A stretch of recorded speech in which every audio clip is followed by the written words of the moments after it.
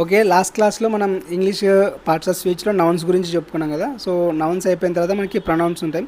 Pronounce అంటే చెప్పాం కదా, సర్వనామం అని, అంటే నామవాచకానికి బదులు వాడేదాన్ని సర్వనామం అంటారు. ఇక్కడ నౌన్స్కి బదులుగా వాడేదాన్ని ప్రొనౌన్ అంటారు. అంటే నౌన్ ప్లేస్లోనే అదే పదే పదే రిపీట్ అవుతుంటే ఒక పేరు ఉంటుంది అనుకోండి, ఆ పేరు పదే పదే రిపీట్ అవుతుంటే ఆ పేరుని పదే పదే రాయడం ఇష్టం లేక ఆ పేరుని అమ్మాయి అయితే ఆమె అని, అబ్బాయి అయితే అతడు అని, లేదంటే ఏదైనా కుక్క పిల్లి ఇలాంటి వస్తువులు ఉంటే అది అని పెడతాం కదా. సో ఇలాంటి వాటిని ప్రొనౌన్స్ అంటారు అనమాట. సో ఇవన్నీ ఎస్ఎస్సిలో మ్యాక్సిమం అడుగుతాయి. ఎస్ఎస్సిలో ఐడెంటిఫికేషన్ ఎర్రరు, తర్వాత ఐడెంటిఫికేషన్ కోసము, ఎర్రర్ స్పాటింగ్ కోసం, ఫిల్ ఇన్ ద బ్లాంక్స్ కోసం వీటిని ఎక్కువ అడుగుతారు అనమాట. సో మనకు కూడా అడిగే ఛాన్స్ ఉంది కాబట్టి మనం దీని గురించి కొంచెం డీప్గానే నేర్చుకుందాం. ఇంకా ప్రొనౌన్స్లోనే టైప్స్ ఉంటాయి. నౌన్స్లో టైప్స్ ఉన్నప్పుడు ప్రొనౌన్స్లో కూడా టైప్స్ ఉంటాయి అనమాట. సో ప్రొనౌన్స్లోనే ఫస్ట్ టైప్ వచ్చేసి పర్సనల్ ప్రొనౌన్. పర్సనల్ ప్రొనౌన్ అంటే ఒక వ్యక్తుల గురించి చెప్పేదన్నమాట. సో వ్యక్తుల గురించి అంటే వ్యక్తులు 3 రకాలుగా డివైడ్ చేస్తారు. ఆ వ్యక్తుల్లోన first person, second person, third person అని ఉంటారు. సో ఫస్ట్ పర్సన్ అంటే నేను, అంటే నువ్వు, మీ దృష్టిలో మీరు. సో ఫస్ట్ పర్సన్ అంటే నేను, సెకండ్ పర్సన్ అంటే నువ్వు, థర్డ్ పర్సన్ వచ్చేసి ఇప్పుడు నువ్వు నేను అయిపోయాము, ఇంకెవరు ఉంటారు, అతను ఆమె వీళ్ళు ఉంటారు అనమాట, అంటే వేరే వాళ్ళు అనమాట. సో ఇక్కడ బాగా గుర్తుపెట్టుకోండి, ఫస్ట్ పర్సన్ అంటే నేను, సెకండ్ పర్సన్ అంటే నువ్వు, థర్డ్ పర్సన్ అంటే వేరే వాళ్ళు, ఇతరులు, అతను కానీ ఆమె కానీ ఎవరైనా కానీ. ఇలా 3 పర్సన్స్ ఉంటారు అనమాట. అంటే నార్మల్ గ్రామర్లోన first person, second person, third person అని 3 రకాలుగా ఉంటాయి. వీటిని ఎలా గుర్తుపెట్టుకోవాలంటే ఫస్ట్ పర్సన్ అంటే నేను, నాకు సంబంధించింది, సెకండ్ పర్సన్ అంటే నువ్వు, నీకు సంబంధించింది, థర్డ్ పర్సన్ అంటే ఇంకొకరు. సో అలా అనమాట. సో ఇది పర్సనల్ ప్రొనౌన్స్. సో ఇందులోనే subjective case, objective case, possessive case అని 3 రకాలు ఉంటాయి.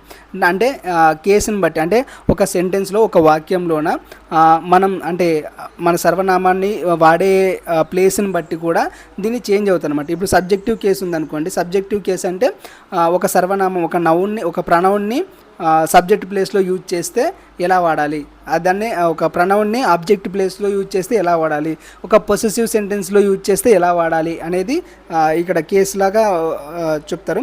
సో సబ్జెక్టివ్ కేసులో ఎలా వాడాలంటే ఐ అని వాడాలంటే ఐ హ్యావ్ బుక్ అంటాం, we had a great day అంటారు, తర్వాత యూ హ్యావ్ ఏ పెన్ అంటాం. అంటే ఇలాంటి ఐ గురించి, అంటే ఐ, యూ, వి, యూ అనేది సబ్జెక్ట్ ప్లేస్లో, అంటే ఫస్ట్ ప్లేస్లో వస్తుంది. సో ఫస్ట్ ప్లేస్లో ఉంటే ఐ కానీ, వి కానీ, యూ కానీ అంటే నార్మల్గా వాడతాం అనమాట. ఆబ్జెక్ట్ ప్లేస్లో ఉందనుకోండి, సో ఆబ్జెక్ట్ ప్లేస్లో ఉంటే ఐని మీ అవుతుంది. అంటే మనం అంటాం కదా ఎక్స్క్యూజ్ మీ అంటారు కదా, ఎక్స్క్యూజ్ ఐ అనం కదా. సో ఎక్స్క్యూజ్ మీ అంటే అక్కడ మీ వచ్చేసి ఆబ్జెక్ట్ ప్లేస్లో ఉంది. సో ఆబ్జెక్ట్ ప్లేస్లో ఉంది కాబట్టి మీ అంటారు, లేదంటే ఐ అనేవాళ్ళం. సబ్జెక్ట్ ప్లేస్లో ఉంటుంటే ఐ అంటారు అనమాట. సో అలా ఉంటుంది. ఇప్పుడు వీఆర్ ఇండియన్స్ అంటారు. So India is our country అంటాం, అంటే ఇండియా బిలాంగ్స్ టు అజ్ అంటాం, అంటే మాకు సంబంధించింది ఇండియా అంటాం. ఇండియా ఈజ్ అవర్ కంట్రీ అంటాం, అంటే ఇండియా బిలాంగ్స్ టు అజ్ అంటాం. అజ్ అనేది కూడా మనమే, అజ్ అంటే మనం కాబట్టి అబ్జెక్ట్ ప్లేస్లో ఉంది కాబట్టి అజ్ అంటాం. సబ్జెక్ట్ ప్లేస్లో ఉంటే వి అంటాం అనమాట. అలా వి అజ్గా చేంజ్ అవుతుంది, యువులానే ఉంటుంది. సో హీ అయితే హిమ్ అవుతుంది, షీ అయితే హెర్ అవుతుంది అనమాట. ఇట్టుగానే ఉంటుంది, దే అయితే దెమ్ అవుతుంది అనమాట. అంటే ఇవి వచ్చేసి మనకి డైరెక్ట్ స్పీచ్, ఇండైరెక్ట్ స్పీచ్లో చాలా ఇంపార్టెంట్. సో గుర్తుపెట్టుకోండి. So first person, second person, third person ఇవి ఈజీగా గుర్తుంటాయి. సబ్జెక్టివ్ కేసులో ఎలా ఉంటుంది, అబ్జెక్టివ్ కేసులో ఎలా ఉంటుంది, పొసెసివ్ కేసులో ఎలా ఉంటుందో గుర్తుపెట్టుకోండి. సబ్జెక్టివ్ కేసులో ఐ ఉంటే అబ్జెక్టివ్ కేసులో మీ అవుతుంది, సబ్జెక్టివ్ కేసులో వి ఉంటే అబ్జెక్టివ్ కేసులో అజ్ అవుతుంది. సో ఇలా చేంజ్ అవుతాయి అనమాట. ఈ చేంజింగ్స్ని బాగా గుర్తుపెట్టుకోండి. Next possessive case. Possessive case అంటే ఇది నాకు సంబంధించింది, ఇది నీకు సంబంధించింది, ఇది మనకు సంబంధించింది, ఇది వాళ్ళకి సంబంధించింది, ఇలాంటివి చెప్తే పొసెసివ్ అంటారు. అంటే పొసెసివ్ కేసు అంటారు. అంటే పొసెసివ్ అంటే నాది అనుకుంటాం కదా. సో అలా అనమాట. ఇప్పుడు నీది కాబట్టి నీది అనుకుంటాం, వాళ్ళదైతే వాళ్ళు కూడా పొసెసివ్ అనుకుంటారు. ఇలా గుర్తుపెట్టుకోండి. పొసెసివ్నెస్ చూపించడం అంటారు కదా. సో ఇది పొసెసివ్ కేసు అని పెట్టుకోండి అనమాట. So I am reading A book, ఇది నేను బుక్ చదువుతున్నాను, అంటే నాకు సంబంధించింది. She gave me a pen, ఆమెకి సంబంధించింది కాబట్టి ఆమె పెన్ ఇచ్చింది, అంటే ఆమె నాకు పెన్ ఇచ్చింది. ఇక్కడ ఒకటి గుర్తుపెట్టుకోండి, ఇక్కడ ఐ సబ్జెక్ట్ ప్లేస్లో ఉంటే ఐ అని పెట్టారు. ఇప్పుడు she gave me a pen అంటే మీ అని, ఇక్కడ నాకే ఇచ్చింది పెన్ను ఆమె. She gave I a pen అని అనం కదా. సో ఐ అంటే మరి దరిద్రంగా ఉంటుంది కదా అక్కడ. సో అందుకే ఐ బదులుగా మీ వాడారనమాట. అందుకని కదా, అది గ్రామర్, అలాగే వాడాలి దాన్ని.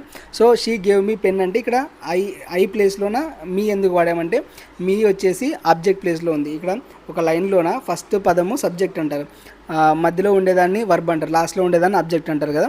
సో ఇలాగనమాట. ఇప్పుడు షీ అనేది సబ్జెక్టు, గేవ్ మీ అంటే ఇచ్చిందంటే వర్బ్ అవుతుంది. ఎవరికి ఇచ్చిందంటే నాకు ఇచ్చింది, అంటే నాకు అంటే ఐ అని వాడాలా. కాకపోతే మీ ఎందుకు వాడామంటే అది సబ్జెక్ట్ కేసు కాబట్టి మీ అని వాడామన్నమాట. అర్థమైంది అనుకుంటున్నాను. సో నెక్స్ట్ ఇది గుర్తుపెట్టుకోండి, పర్సనల్ ప్రొనౌన్స్లోన సబ్జెక్టు లేదా ఆబ్జెక్ట్గా వస్తాయి. సో వాటి మీద చాలా ఫోకస్ చేయండి. అందుకే మీకు గుర్తుండదని ఒక టిప్ లాగా పెట్టాను, ప్రతిదానికి ఇలాగే పెడతా. సో అలా మీకు చదివేటప్పుడు కూడా నేను చెప్పింది గుర్తు రావాలన్నమాట, అందుకే అలా పెట్టాను. Next possessive pronoun. ఇందాకే చెప్పాం కదా, పొసెసివ్ ప్రొనౌన్ ఎలా ఉంటుందంటే నాది, నీది, మనది అనేలాగా ఉంటుంది అనమాట. సో ఇక్కడ మీ అని కూడా వాడమన్నమాట, ఐ అని కూడా వాడము. నాది అని చెప్తే మైన్ అంటాం, నీది అని చెప్తే యువర్స్ అంటాం, ఆమెది అంటే హీజ్ హెయిర్స్ అంటాం, అతనిది అంటే హీజ్ అంటాం అనమాట, మనది అంటే అవర్స్ అంటాం, వాళ్ళది అంటే దెయిర్స్ అంటాం అనమాట. అంటే ఇక్కడ ఎవరికి చెందింది దాన్ని బట్టి ఇక్కడ చేంజ్ అవుతుంది అనమాట. So this book is mine అంటే ఈ బుక్ నాది అని చెప్తాం. అంటే మామూలుగా this book belongs to me, belongs to వచ్చినప్పుడు మీ వాడుకోవచ్చు. దిస్ బుక్ ఈజ్ మైన్ అంటే ఇది ఈ పుస్తకం నాది, అంటే ఈ దిస్ బుక్ ఈజ్ ఐ అంటే బాగుండదు కదా, దిస్ బుక్ ఈజ్ మీ అంటే కూడా బాగుండదు కదా. సో దిస్ బుక్ ఈజ్ మీ అంటే ఈ బుక్ నేనే అని అర్థం వస్తుంది. ఈ బుక్ ఈజ్ ఐ అంటే అది అసలు అర్థమే కాదు. దిస్ బుక్ ఈజ్ మైన్ అంటే ఈ బుక్ నాది అని అర్థం. ఈజ్ దిస్ పెన్ యువర్స్ అంటాం, ఈ దిస్ పెన్ యు అంటే ఈ పెన్ను నువ్వు అని అడుగుతాం, అలా కాదు కదా. ఈజ్ దిస్ పెన్ యువర్స్ అంటే ఈ పెన్ను మీదా అని అడుగుతాం అనమాట. సో ఇది పొసిటివ్ కేసులో వస్తాయి. సో పొసిటివ్లోన ప్రొనౌన్స్ని నౌన్స్ తర్వాత ముందు ఉపయోగిస్తారు చూడండి. నౌన్ తర్వాత కానీ నౌన్ ముందు కానీ పొసిటివ్ ప్రొనౌన్స్ని నౌన్స్ తర్వాత ఉపయోగిస్తారు, వీటి ముందు నౌన్ ఉండదు.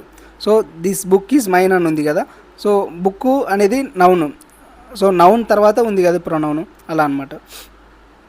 సో ఇక్కడ మై బుక్ కాదు, మైన్ అంటే ఇది నా బుక్కే, కాకపోతే మై బుక్ అనకూడదు, this book belongs to mine అంటారు అనమాట. సో నెక్స్ట్ రిఫ్లెక్సివ్ ప్రొనౌన్ అంటారు, ఇది ఆత్మీయ సర్వనామాలు అంటారు వీటిని.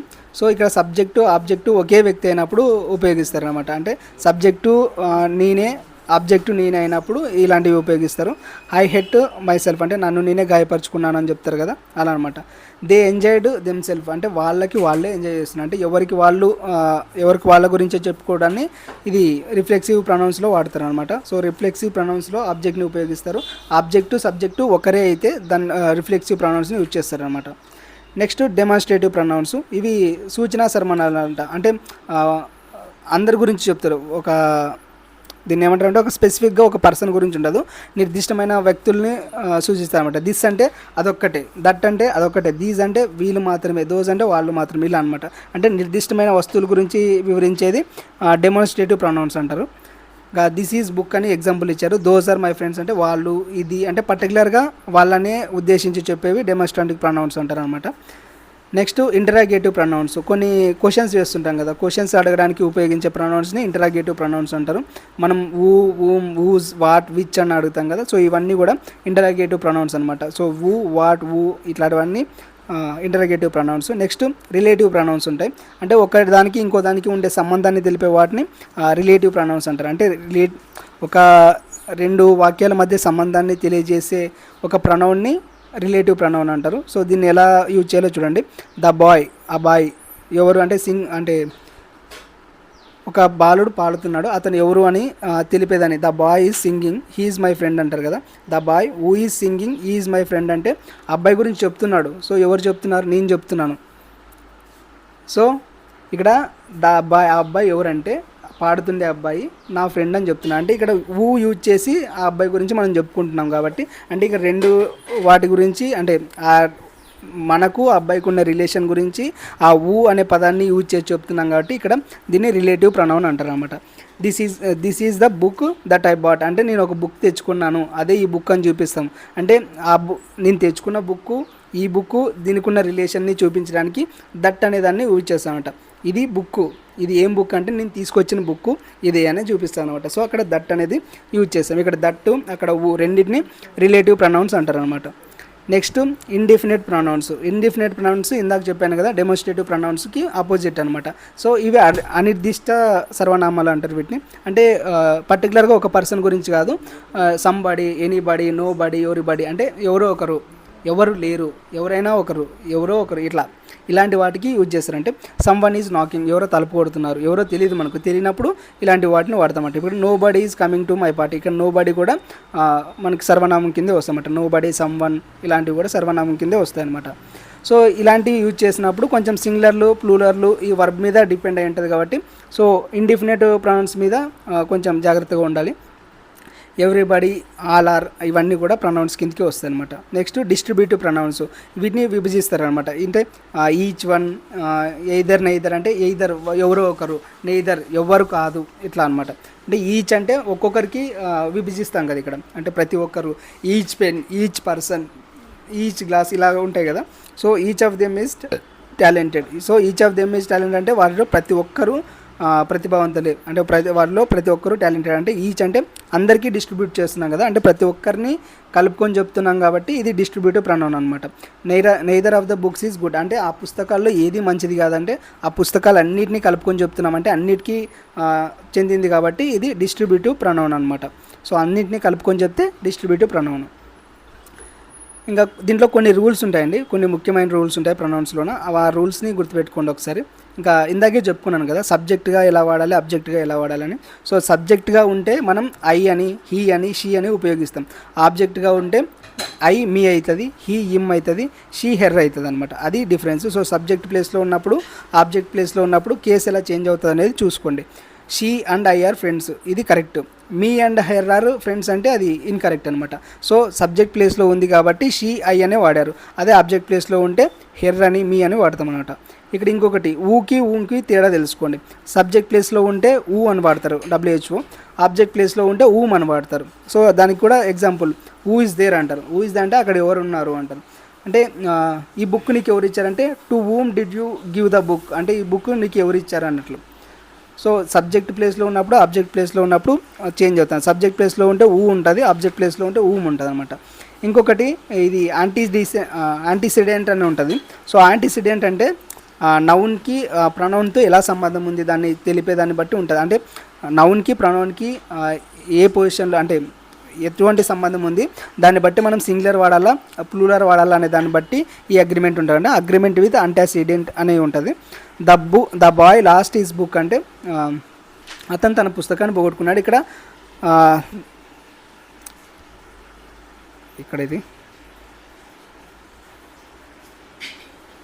దీనికి ఎగ్జాంపుల్ రాలేదు.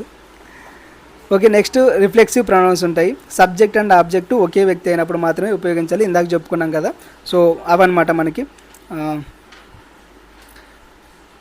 ఇవి రూల్స్, ప్రొనౌన్లో ఉపయోగించాల్సిన రూల్స్. తర్వాత కింద మీకు కొన్ని ప్రాక్టీస్ కోసం ఒక 10-15 దాకా ఇచ్చాను క్వశ్చన్స్, అవి ప్రాక్టీస్ చేయండి.